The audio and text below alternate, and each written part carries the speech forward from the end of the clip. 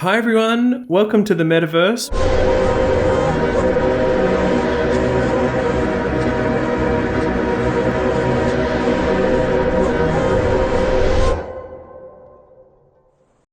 Welcome to the VFX Notes podcast. Today's episode is sponsored by Action VFX and ftrack. Action VFX has the best library of VFX stock footage, with over 5,500 high-quality elements. They are the best stock footage I ever come across, and I highly recommend them. And the new free for subscribers features allows you to instantly unlock over 1,000 free bonus assets for only $29 a month. Sign up at actionvfx.com today and start downloading. This podcast is also sponsored by ftrack. ftrack Review is the all-in-one collaborative workspace where you and your team can give and receive interactive feedback on projects in real time.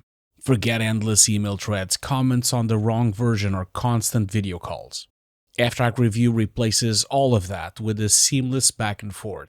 Simply add your media, share your link, and you and your teammates and clients can review from anywhere in the world in real-time, frame-accurate sync. You can also scale up to full production management with ftrack Studio. Start your free trial today at ftrack.com. And now on to the show.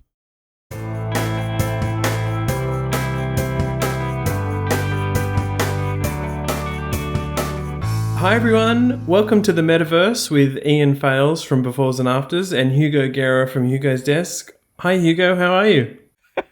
I'm okay. I'm good. I hate that term, the metaverse, but we are talking about everything everywhere all at once, which kind of is about the metaverse or multiverse, really, I should say. Yeah. Well, isn't it like probably the most interesting film about the multiverse, probably, which came out of left field after a year of a lot of multiverse stuff that was happening somewhere else at the Mickey Mouse house, So it's interesting how things turned out. It is interesting how things turn out. Well, welcome everybody to a new episode of VFX Notes. We always want to thank people at the beginning of this show, and the people we want to thank are you watching it on YouTube or listening on a podcast. We want to thank our Patreon supporters, both at Hugo's Desk and at Befores and Afters. And we want to thank our sponsors who you've just seen at the top of the show. We couldn't make this without you, so thank you from the bottom of our hearts. We really appreciate it. Yeah, we do. We love you all. Thank you. Hugo, let's jump into this film. Everything Everywhere All at Once. It really hit me like a freight train, this film. I saw the trailer. I actually feel the trailer gives nothing away and also kind of stages the film as a multiverse film. But there's so much more going on. That's how I felt watching this film. I've now seen it twice. And the second time, it hit me like a freight train, which is a really unusual thing for a second screening of a film to do to me, I think. What about you? What was your first initial reaction to seeing this film? Yeah, no, I've seen it 3 times now. I've seen it on the cinema, and then I watched the audio commentary on the Blu-ray, and then I watched it the third time on the Blu-ray as well, on the 4K Blu-ray. And yeah, I have a similar experience, although I must admit the first time I saw the film, I didn't like it that much. And I think it had to do with the fact that it was a bit confusing. It was really weird to watch all of that at once, because there was so much stuff going on. Also saw it on the cinema. It's a relatively long film. It's quite dense. You get really tired. And I think my experience by the end of it, I was just exhausted, and I kind of didn't really loved it at the time. I was kind of like, it's okay. Maybe it's a bit shit. I don't know. I was really conflicted. I think I even told you that I was super conflicted with the film. I didn't really knew if it was good or not, but now watching it a second time, now it really hit me, like you said. And also it hit me on an emotional level. The film is really emotional. And it actually is really emotional. It even gave me some tears to my eyes at the end and everything. It was like a really really roller coaster. It's like watching a really good jazz concert. It was just this kind of experimental jazz emotional family drama with kung fu and sci-fi. It was insane. It's just a family film, really, at the heart of it. And of course, the added thing to that is if you happen to have grown up perhaps in an Asian American household, I think there's so much more meaning to it there. But so many people can relate to the family side of this, let alone the multiverse side. I'll tell you why I was also really excited about this film, Hugo, is the director duo, which is known collectively as Daniels, the two Daniels there. The other feature film they'd done was Swiss Army Man, which I really enjoyed. It's also a little bit bonkers. But I knew them from a couple of short films and music videos they'd done. My favorite is Turn Down for What, the DJ Snake and Lil Jon music video, which is also bonkers. I'm basically going to say any project the Daniels have worked on is bonkers. And there's another short film I want people to watch if they haven't, called Puppets by Daniels, where literally these two lovers are controlled by people inside them. And it's actually very much in the same kind of style and format as Everything Everywhere All at Once. And so, you could sort of see what they were doing probably, I think, maybe 10 years ago. So when I heard they were making this film, I was like, oh my God, I've got to see what they're doing. And they totally delivered, right? Totally delivered. Absolutely. It's just it's a really special film. I really have to talk to, I have so much to say because it's really a special film. It's not often that we have this kind of like really inventive and creative film that also has huge nods to other things. It takes a lot of inspirations and a lot of other films and a lot of other things that go on. And in fact, this film, it's almost like each metaverse is a film on itself. It has its own look, its own lenses, its own aspect ratio, its own color and grading. It's literally like a showreel of their most influential films, really. And that's also a really special and interesting thing. And normally I don't really like those kind of things. We've had these discussions on Stranger Things, and we have these discussions homage. Yes, but I feel like they did it so well. I think for me personally, I don't really feel it as a ripoff. I feel like this is the way to do it. This is a way of implementing all these languages, making something so fresh and unique that I don't really have a problem with that at all. I think this is how it should be done, Yeah, well, I mean, isn't it the case that this film was even written with Jackie Chan in mind originally because of the very martial arts centric nature of it? I wonder what that film would have been like. It obviously would have had a different dynamic between the husband and wife, or the two parents. But yes, the influences are clear, aren't they, Hugo? The martial arts, they but are, even more than that. Yeah, but they are. But I don't mind them because, like you said, it was supposed to be Jackie Chan. I guess probably didn't work out, or maybe Jackie Chan is too old for this already. It could be. But you have Michelle Yeoh, and she is from these films, and she is so well known from even before Catching a Hidden Dragon, even before that, for all her amazing career. So that's why I think it's not just an homage. They brought in the correct people to be on this film. And also like the martial arts people that they brought in, they're amazing. I'm obsessed by their YouTube channel. Like these guys, the Martial Club, it's an amazing YouTube channel. Everyone should go and check it out. And they've been doing like stunts forever. They've been doing stunts for a long time. They have also some amazing videos on YouTube of not just stunts, but just like short films and little stories and little beats. So I think yes, the influences are there, from Police Story, from The Way of the Dragon, Enter the Dragon, from Hero, Iron Monkey, IP Man. Everything is there, but it's so well constructed. And because they brought in these people that are from that generation, I think it just gels so well. And I can't believe I'm saying that because this is such a bonkers film. Well, how can anything gel well? I think that is such an interesting point to talk about. And in the wider scheme of things, it also influences the visual effects that we will go into a lot of detail on. This film had a crazy particular approach to visual effects that when people hear about it, and we won't say what it is just yet, when people hear about how the visual effects were done, they're quite astonished. But the gel thing is fascinating, Hugo.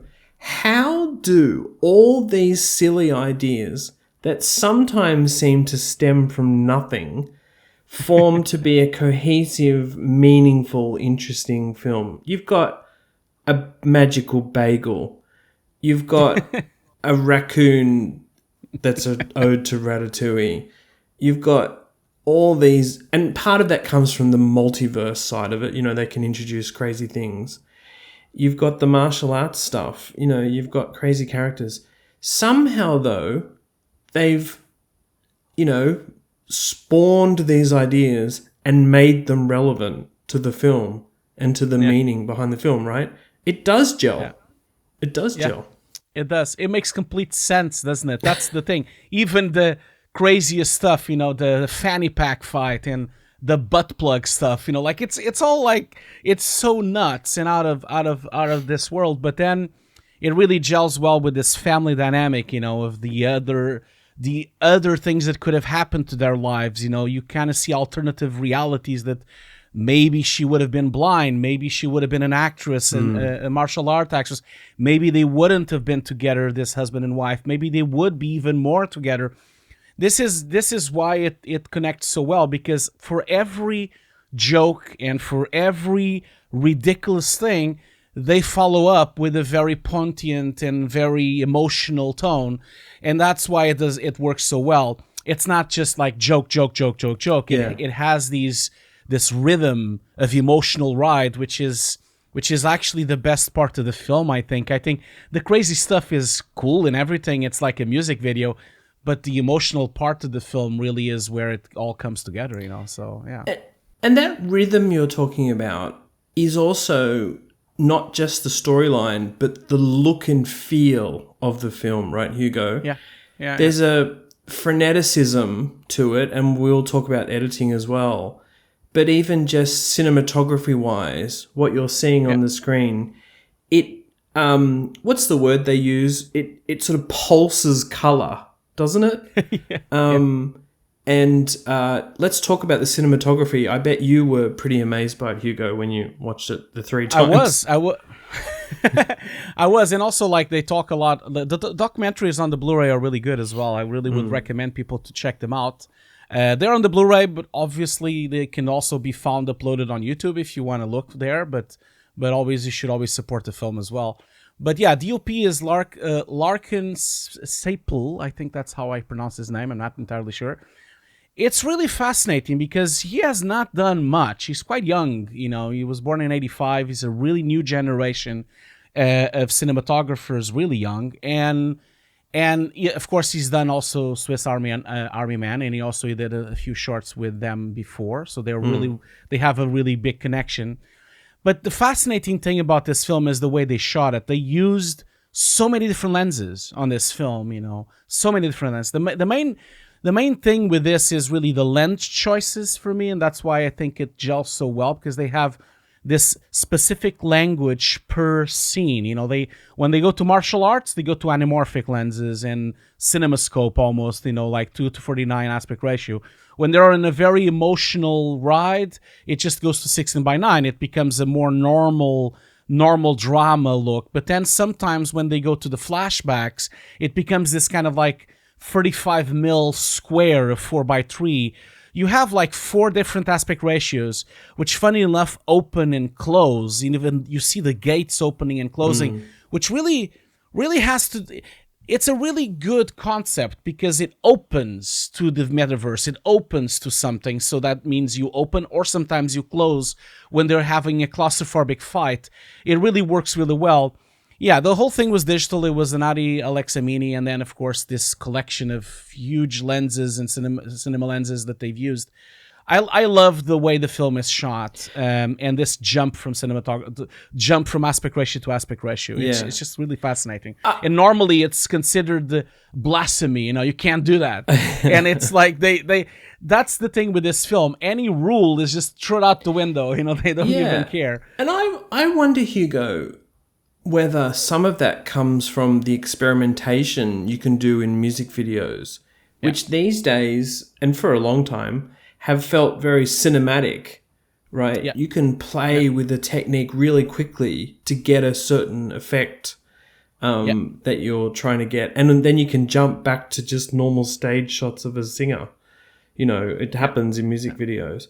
The thing that I took away from watching Everything Everywhere All at Once is I really, really, really was watching a film.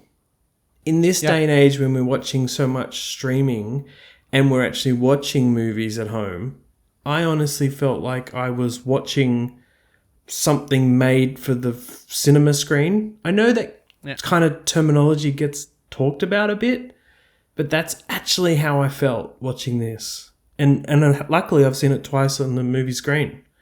Yeah. So that was really cool.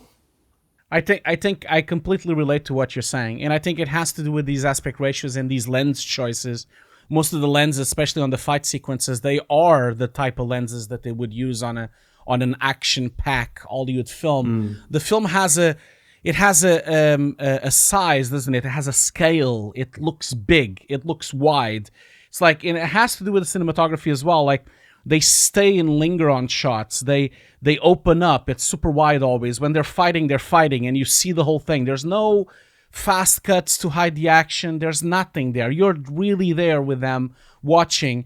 A bit like the martial arts films used to be with Jackie Chan. The camera would just be there, with them fighting because these people were so skilled on their fighting ability that you didn't have to hide the fight. No.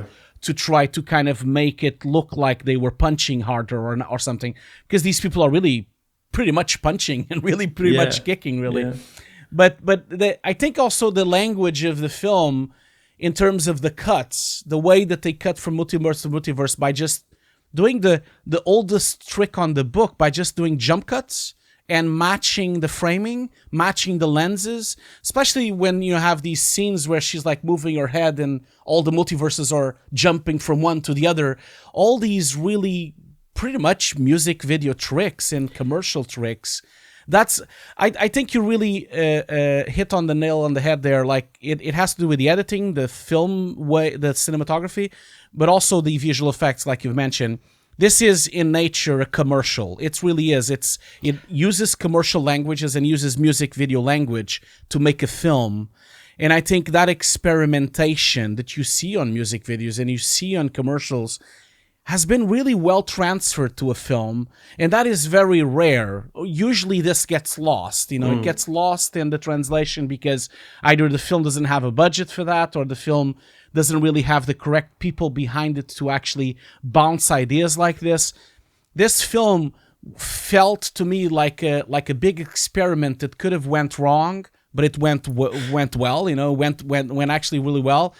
It's a really relatively cheap film for considering what it has on it, but all the choices remind me of, it really even remind me of my old days at the mill, where we would do commercials in this creative melting pot of people. We would have like so many people bouncing ideas around that the commercials would become this nutty and crazy dimension thing. And I think that's what happened on this film. Yeah, definitely in the visual effects side it did.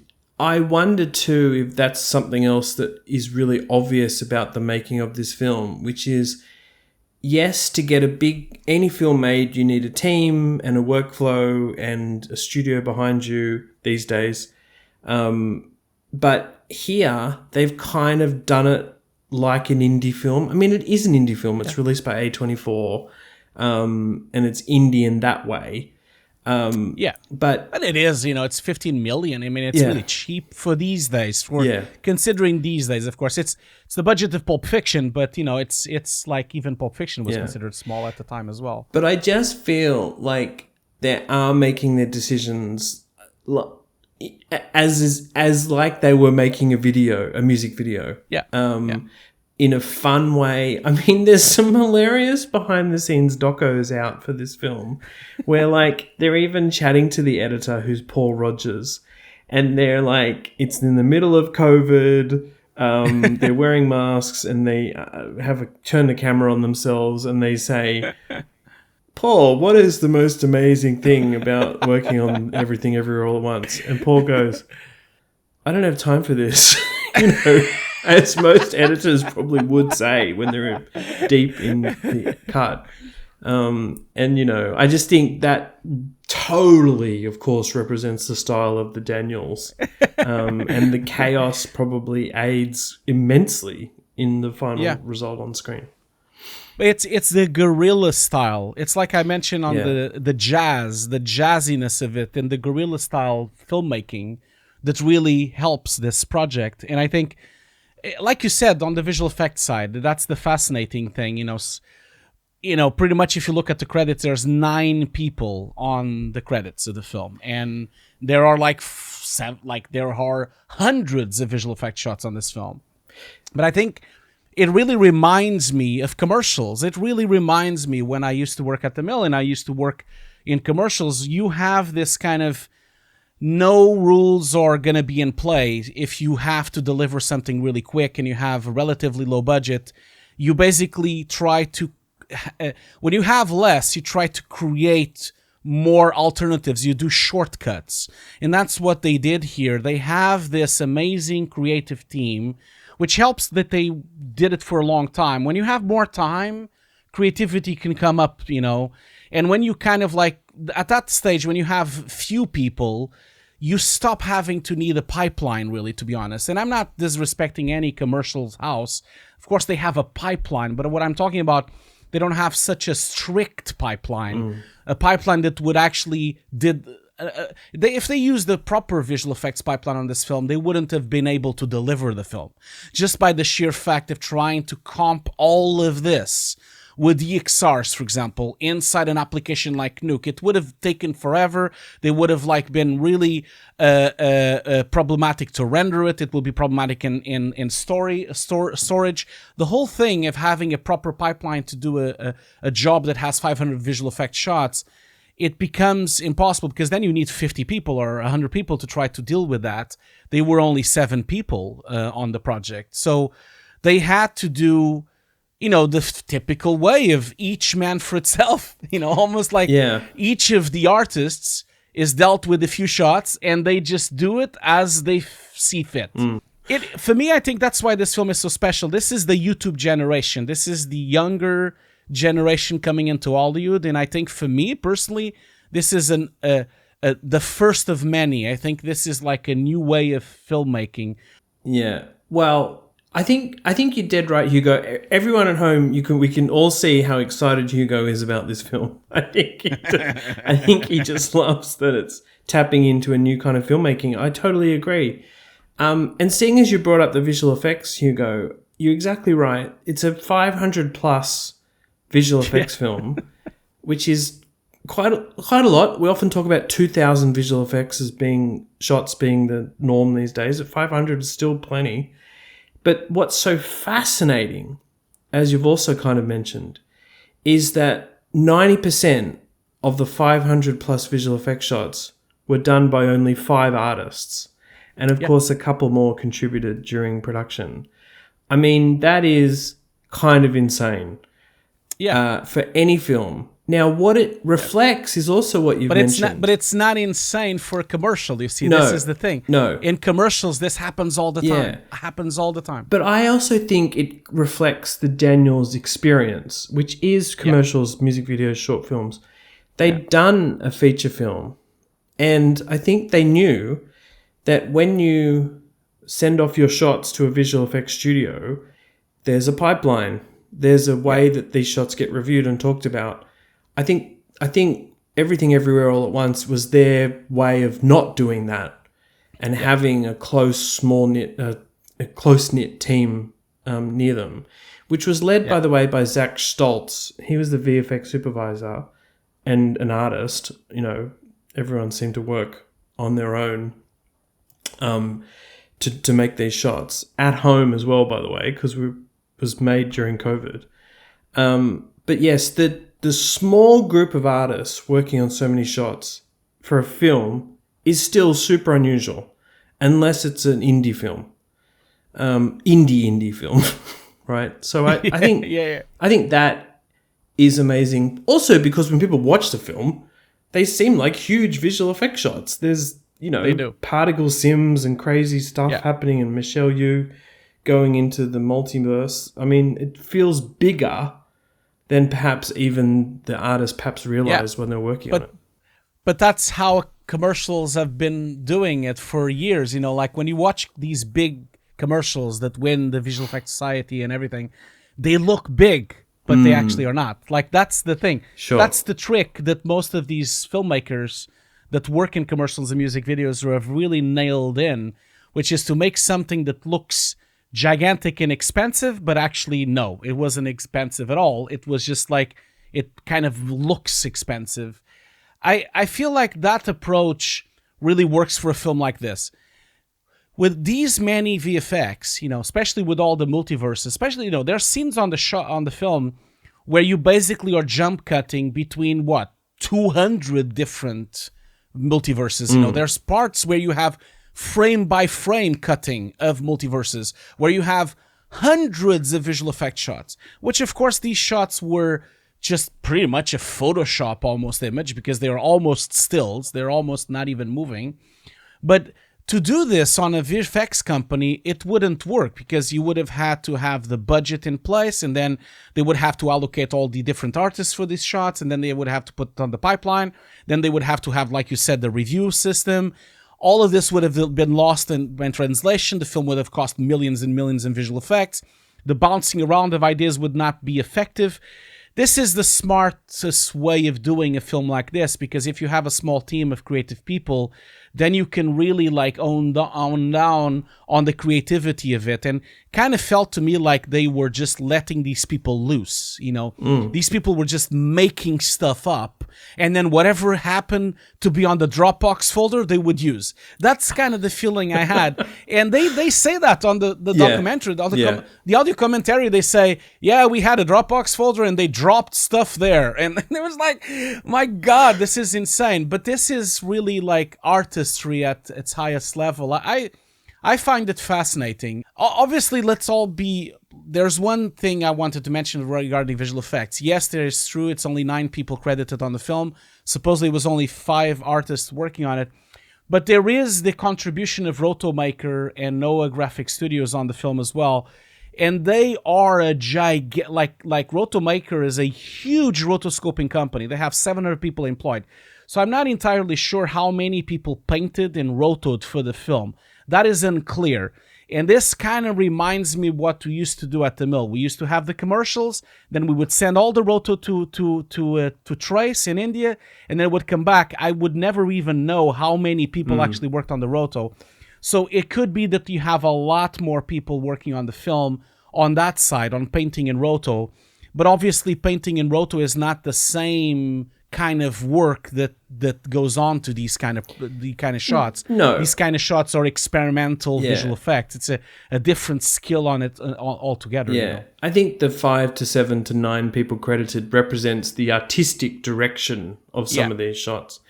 Yeah. I would also say, Hugo, that there's a look and feel behind many of the visual effects shots that suits the frenetic nature of the film. And the camera's moving, the shots are quite quick. It's all happens in a bit of a flash. I mean, I just was going to say, I feel like you get away with a lot when that happens. Absolutely. You can probably hide some of the seams that way, that you possibly can't do on a major film, because, if things change, then the seams are exposed. Here, when really a shot was given to more like a single artist, to, a shot as their baby, they control how much you see and what gets done with it in that way. Even shots of the bagel and the sort of fight on top of those stairs in the IRS building, I think it looks fantastic, but in a Marvel film, it would probably be bigger and, crazier and have a different kind of palette to it. But for here, it works perfectly. Yeah, it does. No disrespect to the team. Obviously, let's be honest here. If this was on a Marvel film, or not, let's just say a Marvel, let's say a big studio film, probably wouldn't pass review. That's, I think, that because if you pause and if you go slower, I did that just to check it and scrub through it. You can kind of see the bad keying, and you can kind of see some problems with the hair of Michelle, and you can kind of see some grain where it shouldn't be, and you can kind of see some problems with the motion blur, and you see all these issues if you pause it or if you loop it. But I think we've talked about this before, didn't we, on the podcast?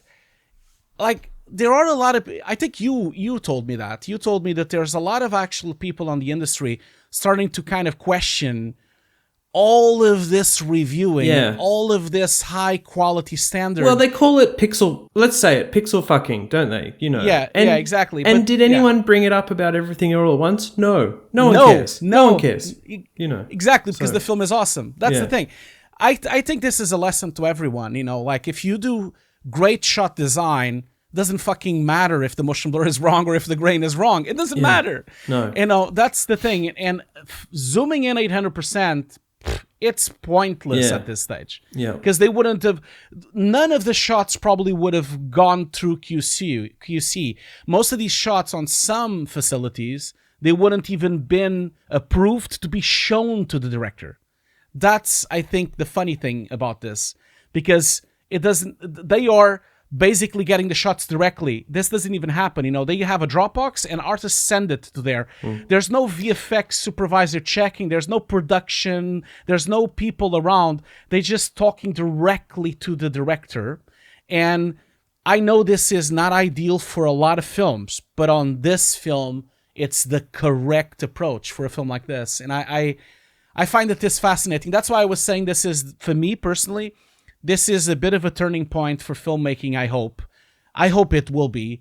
I feel this is the YouTube generation, the people that, okay, I'm going to do it myself. And if I don't know how to do it, I'll just watch a YouTube video and learn how to do it. And I think that's the approach they had on this film. And I feel like it's fascinating. I'd probably go one step further and say that it's quite possible as well that the Daniels obviously highly trusted who they brought on, and felt that they were really, really, really good After Effects artists, Blender artists, whatever tool they used. Cinema 4D, a bunch of them. And the point being, they didn't just go for some hacks. They trusted these people to do exquisite work essentially on their own.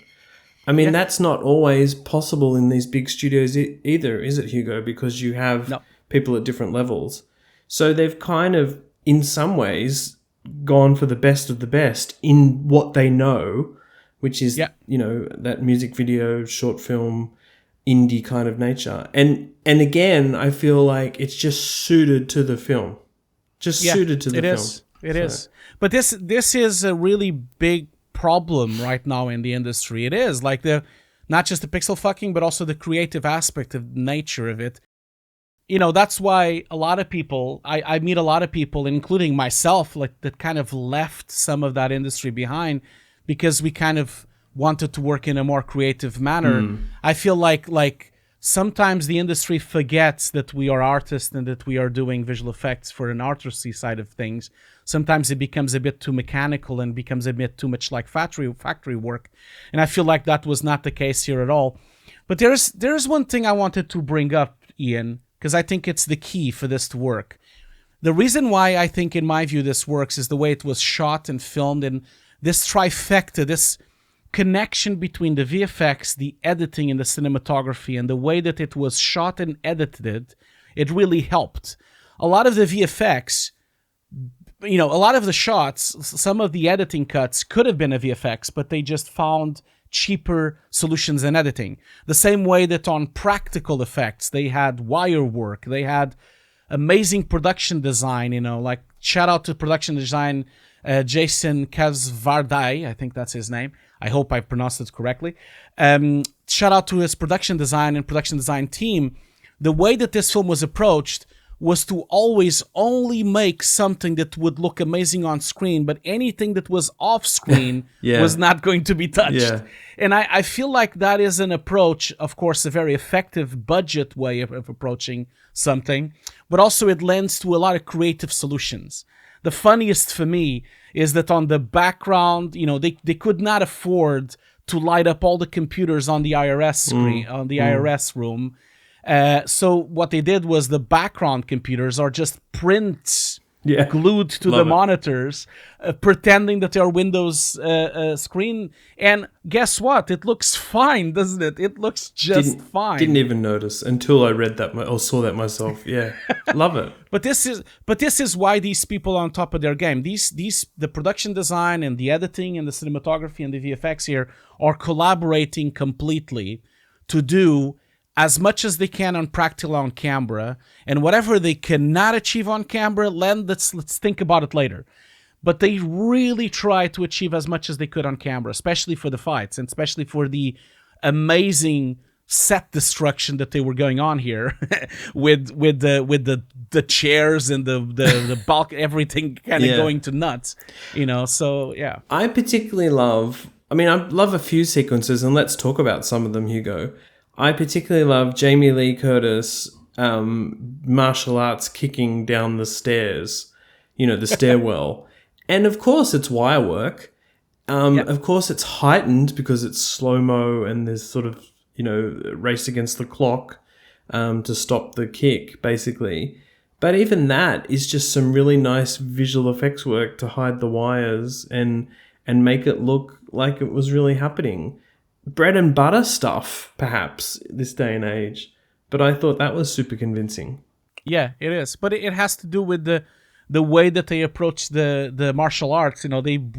It's what they call the wire. It has a word for it. I can't remember now the word. But this kind of all started with The Matrix, of course, in 99, where they brought in all these wire specialists and they kind of like brought them in again. And I feel like with these days, with the technology of painting and roto and painting, you can do so much more, so you can now hide the harness so much better. And you can even have Jamie Lee Curtis doing a shot like that.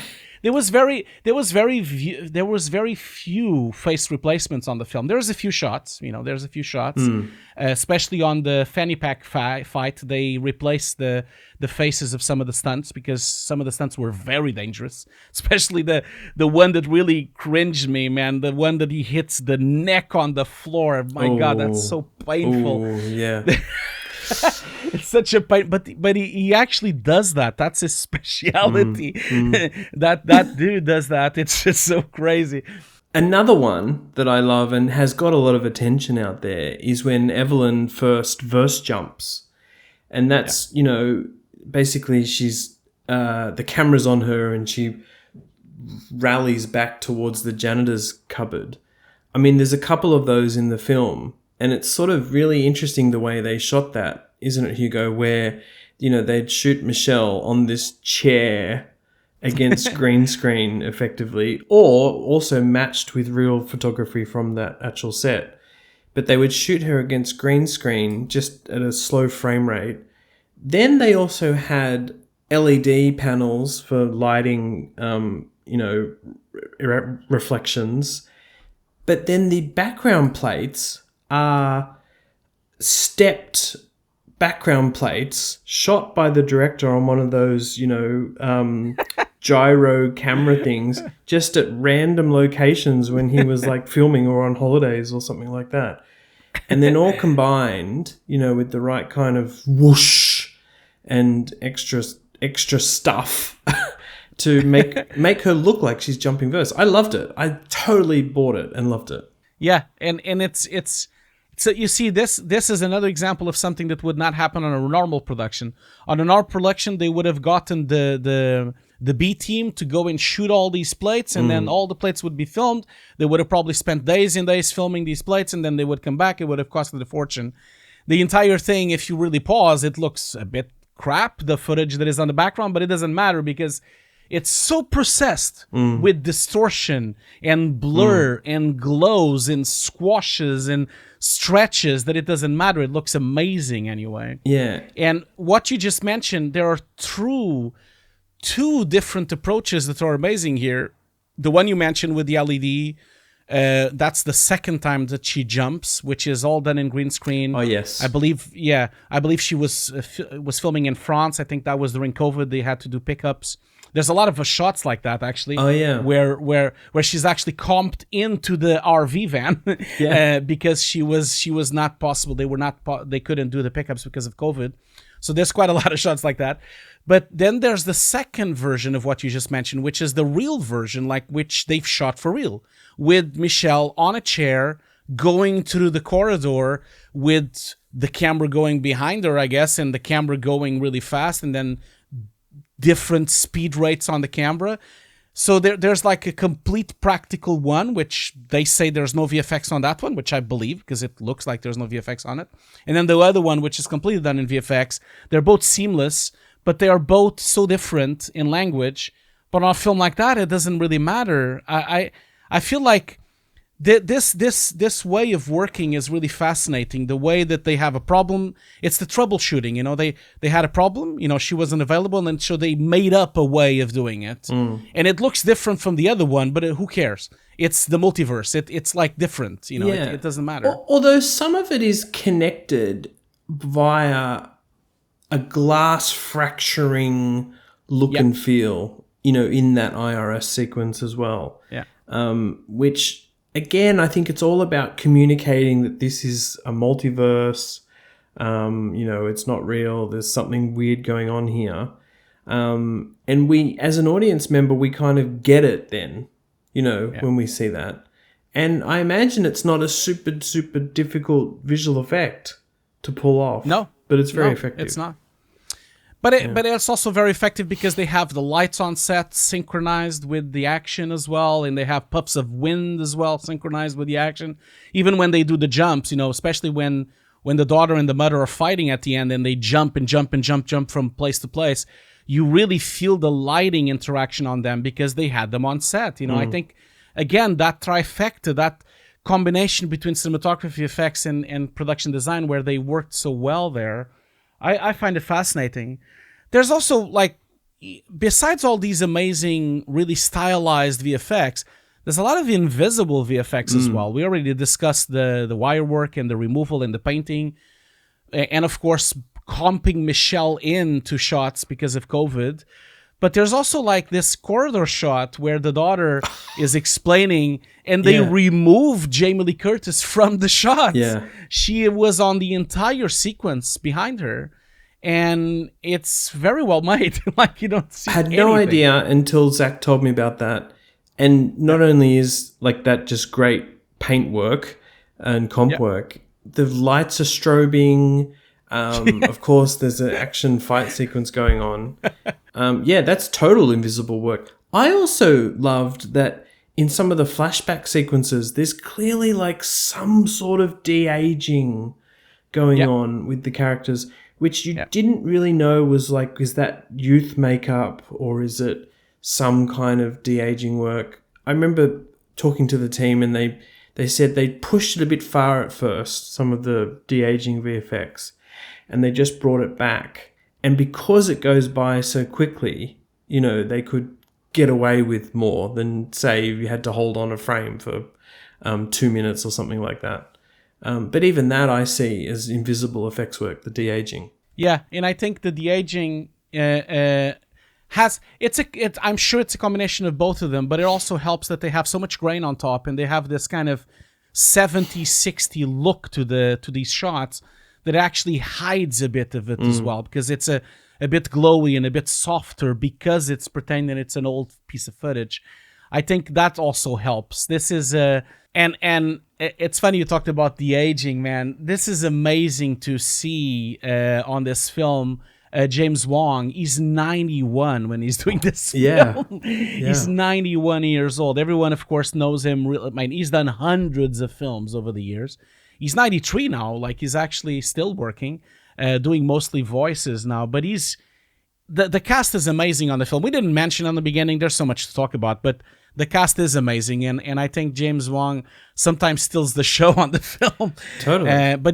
But like you said, there is some de-aging happening on him, especially when he's like the daughter is leaving him, and he's like just standing there looking at her when she has the taxi. You kind of see that he has a softer face and everything. It's really, really impressive. Yeah. Other things that I really loved were the digital map to the multiverse.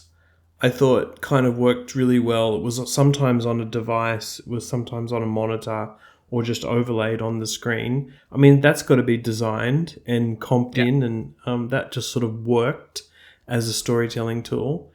I liked things like those two rocks, the stones, boulders. I mean, that was kind of like some stop motion stuff, and then rig removal done to make that happen. I liked the chef sequence when he's chopping up vegetables. Well, that's crafted with basically 2D elements to look like onion and capsicum and whatever else. That was just really like seamless, but also meant to be a bit silly.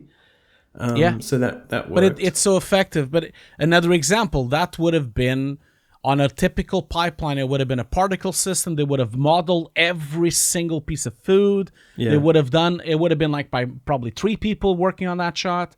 And in this situation, they have this artist. I forget his name. I'm sorry about that. But you can see the breakdown right now while we're talking. They just got this artist that paints stuff by hand, and it's amazing. He paints by hand, and I've seen artists like this that on Photoshop they can actually paint a photoreal piece of food with just some brush strokes and some highlights and that's exactly what happened there. Animated in After Effects by hand, no particle system going on, just animating it like an animator. It's a very cartoonish sequence, but that's the whole point of it. It's a Ratatouille homage. So that's the really amazing approach. Man, since you're talking about the favorite parts, I'm going to give you one. There's a lot of favorite parts for me on the film, but I have to say that my favorite part of the film is the fight, the fight in the IRS office between, these are the fight that ends with the prizes, the butt plugs, that fight for me is the most funny and most crazy nutty thing I've ever seen. This entire sequence, which is amazing, like Brian and Andy Lee, which are the fight choreographers, which are part of this YouTube channel called the Martial Club. Man, they take it out of the park fighting Michelle on that sequence. That entire section, fighting like with the pixelated thing, hiding is the butt plug. It's so funny. It's hilarious. You start laughing your ass out when you're watching that entire sequence. The music cues with all the kung fu sounds. That's my favorite sequence of the entire film. Yeah. It's just amazing. And then there's a bagel. So let's not forget. Let's not forget the bagel. But Hugo... I was bored. Hugo, I feel like we've failed a little bit. I feel like we've really failed. We're about 40 minutes in or more. And we haven't properly talked about Raccacoonie. Oh my God. I mean, I'm really sorry, everyone. I really should have led with this. It's possibly the single best thing in the film. It's the name of the episode. Yes, it will be the name of the episode. Which, people will have to watch the entire episode to hear about it. What's awesome about it is just how crazy it is, how sad it becomes, but how great it looks on screen. And here, what we're talking about is an animatronic built by Jason Hammer of Hammer Effects and his team, that I understand did not need much visual effects, if any, maybe some sort of removal. Zach did tell me that they did zero VFX on Raccacoonie. So they basically hid the wires and rigs in the wig of the character who he's sitting on top of, controlling. So actually, I might have just said there's some VFX. It sounds there's not. But what did you think, Hugo? That was a super cool moment. It's amazing. It's amazing, and it's even more funny as watching the behind the scenes where the Daniels are playing around with this thing because it's controlled by two radio controllers, by two car controllers. One does the hands and the other one does the face and the tilt and everything. It's amazing. Like, it becomes really realistic, but of course you can see that it's a doll. It's not it's meant CG to at look all. crazy. It's meant to look crazy. No, I love that. I love that sequence. I really love that sequence, and I really believe there's no VFX on it for sure, because you can kind of tell that they were really making it. You can kind of tell that on the entire film. They were making a huge effort to try to hide as much as they could, to hide the wires, to hide stuff, or sometimes embrace it and have it on the open, but pretending that it was something else, or just leaving it there, making it look like it was something else. And I think it has to do with this environment, this old office, abandoned building that they used as the set, which was the set, but also the HQ. They used it for the HQ of the entire production, which is really smart because then you can have all the departments inside one single roof. But having like a dilapidated, abandoned building meant that you could have wires everywhere. You could have stuff in the background, and no one would ever. I bet that even if you had lights on the background, no one would ever know if it was part of the construction site of the building or if it was part of the set. No. And that's really smart. And that's the same approach they used for Ratatouille. Raccacoonie, sorry. Yeah. It is so funny, man. Oh. And there's some other great practical effects in the film as well. I mean, I think Hammer Effects also did the Ring of Fury. Sorry, the Pinky of Fury. There's the sausage hands. Do they call them hot dog hands? Sausage hands. It's the hot dog things. Not sure who did those. They were super cool. All the wire work that we've already talked about. So there's a lot in this film, like, again, as we say, in terms of the craft. And that's also something that, while I was watching it, I was like, oh my God, I can't wait to talk to Hugo about this film for VFX Notes. Me too. And I guess one last thing I wanted to mention, because I think, we've talked about this behind the scenes, that we kind of feel that this film might have a shot at getting to the bake-off on the Oscars. And it's a really interesting thing to talk about, I think, in my view, because it's obviously going to be the film with the lowest count of artists if it goes to the bake-off. It's obviously going to be the film with not the least VFX shots, but probably the least complicated VFX of all of the bake-off shots. And some people might argue, maybe it shouldn't be winning the Oscar for VFX because it doesn't have enough VFX to win it. But I kind of feel it has a really good shot here because it's very special, the way they approached the VFX making. I think that's the trick here. And also the combination with editing and cinematography. I wouldn't be surprised it might even be nominated for editing. I wouldn't be surprised by that. Definitely think it's going to be nominated for original screenplay. I think it will, because it's such a bonkers screenplay. And usually the Academy really rewards very creative scripts. I think it will be nominated for that. But what do you think about that? What do you think about this Oscar conversation about this one? Well, mostly I think visual effects. I actually do think it'll be in the 10 films for the Bake Off because while many other films clearly advance the art of visual effects production and technology, this is the VFX are super intertwined, with the storytelling here. And also people love the film. Not every visual effects film is beloved. That's just a truth.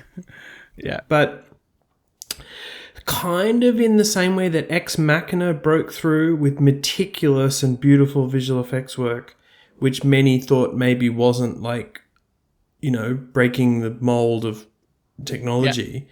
That's exactly the point. It was hidden. It was beautiful. It was completely help make that film possible.